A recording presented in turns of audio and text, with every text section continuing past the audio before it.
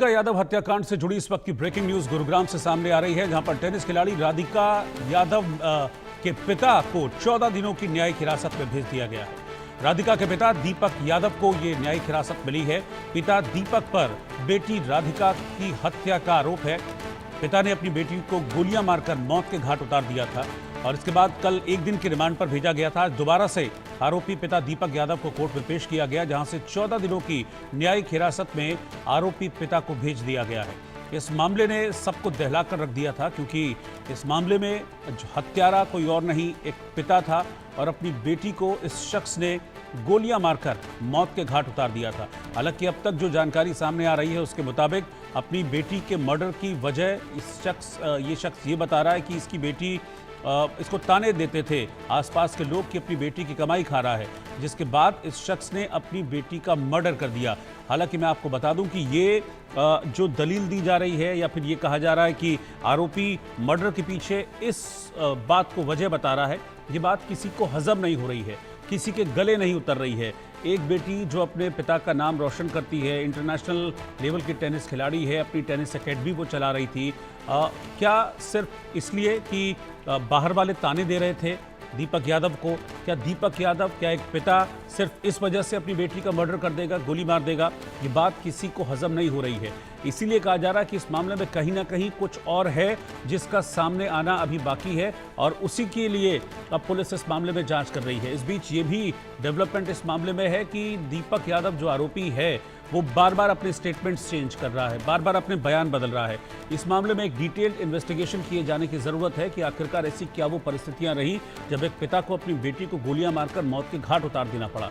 गुरुग्राम में ये पूरा परिवार रहता था और गुरुग्राम में ही इस वारदात को अंजाम दिया गया। इस वारदात के अंजाम देने के फौरन बाद दीपक यादव को गिरफ्तार कर लिया गया था, कल कोर्ट में पेश किया गया। एक दिन की पुलिस रिमांड पर रखा गया दीपक को, और आज जब वापस पेश किया गया तो दीपक यादव को 14 दिनों की न्यायिक हिरासत में जेल भेज दिया गया है। इसमें कई सारी कहानियां, कई सारे एंगल्स निकलकर सामने आ रहे हैं। साहिल यादव हमारे संवाददाता इस वक्त साथ में जुड़ रहे हैं गुरुग्राम से। साहिल, पहले तो अपडेट यह है कि दीपक यादव जो आरोपी पिता है जिसने अपनी बेटी का कत्ल किया है, उसे 14 दिनों की न्यायिक हिरासत में जेल भेज दिया गया। देखिए, अभी कुछ समय पहले ही दीपक यादव को कोर्ट में पेश करा गया था और लगातार पुलिस के द्वारा ये बात कही गई कि हमें हो सके तो एक दिन की न्यायिक हिरासत और मिल जाए, लेकिन वहां पर कोर्ट ने नकार मुकरते हुए कहा है कि अभी 14 दिन के लिए दीपक यादव को जो न्यायिक हिरासत में यानी कि भौंसी जेल में भेजा गया है। इसके बाद जो भी कार्रवाई की जाएगी, जो भी कोर्ट की अहम भूमिका निभाई जाएगी, उस पर चलेगी बात।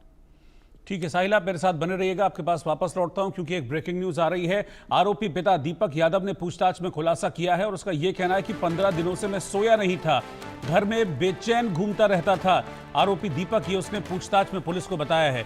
घर में किसी से बात नहीं करता था, पिता की काउंसलिंग भी करती थी राधिका ने कई बार अपने पिता को समझाने की कोशिश की, लेकिन दीपक यादव अपनी बेटी राधिका को कहता था कि टेनिस एकेडमी बंद कर दो, उसको मत चलाओ। लोगों के ताने से परेशान रहता था दीपक, ऐसा उसने पुलिस को बताया है। हालांकि इस थ्योरी पर किसी का भी यकीन करना मुश्किल नजर आ रहा है और इसीलिए कुछ और एंगल्स पर भी इस मामले की जांच की मांग हो रही है और पुलिस उन अलग अलग एंगल्स पर अलग अलग हत्या की वजहों का खुलासा करने के लिए पुलिस अब जांच कर रही है।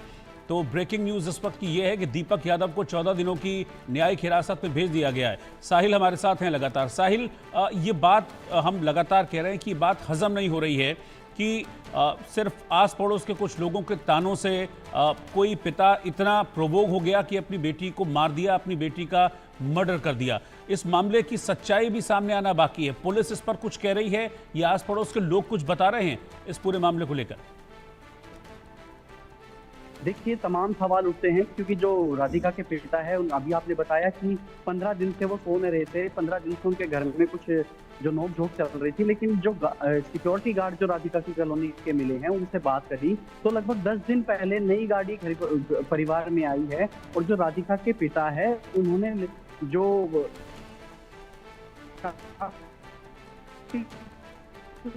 पुलिस को बताया कि मैं परेशान था क्योंकि अपनी बेटी की कमाई से घर चल रहा है, अपनी बेटी के पैसों पर पलते हो। अब ये बात पुलिस को हजम इसलिए नहीं आ रही है क्योंकि कहीं ना कहीं राधिका का फोन जो है उसको भी पुलिस चेक कर रही है लगातार। राधिका के पिता भी लगातार सवाल करे जा रहे हैं। हालांकि कोर्ट में आज पुलिस के द्वारा फिर से 1 दिन की न्याय हिरासत मांगी गई थी, लेकिन वो दी नहीं गई क्योंकि 14 दिन की जो उसमें भेज दिया है, उनको जेल में भेज दिया है, बॉन्सी जेल में। लेकिन अब सवाल ये उठता है कि जो राधिका की जो चैट है, जिसमें राधिका ने एक कोच से भी बात करते हुए वो चैट नजर आई है सामने, जिसमें राधिका उन कोच से ये कहती है कि मैं किसी तरह यहाँ से आना चाहती हूँ और मैं यहाँ से मतलब दूसरे देश में जाना चाहती हूँ। राधिका का मन था बाहर रहने का।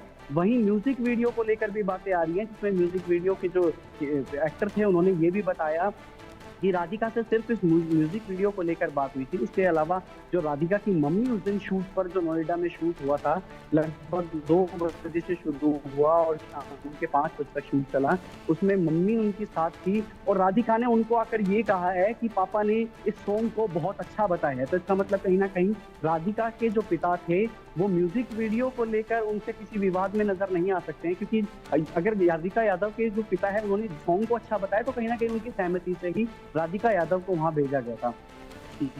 ठीक है, शुक्रिया साहिल आपका इस जानकारी के लिए। बिल्कुल हजम